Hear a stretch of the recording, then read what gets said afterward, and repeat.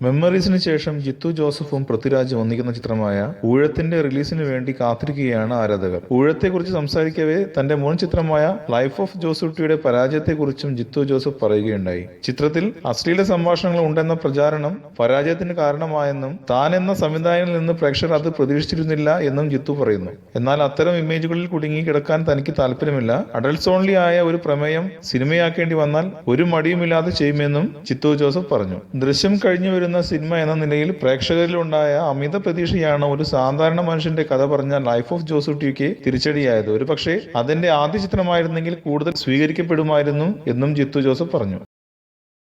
കൂടുതൽ സിനിമാ വാർത്തകൾക്കും വിശേഷങ്ങൾക്കും ഇപ്പോൾ തന്നെ സബ്സ്ക്രൈബ് ചെയ്യൂ മലയാളം ക്രിയേഷൻസ്.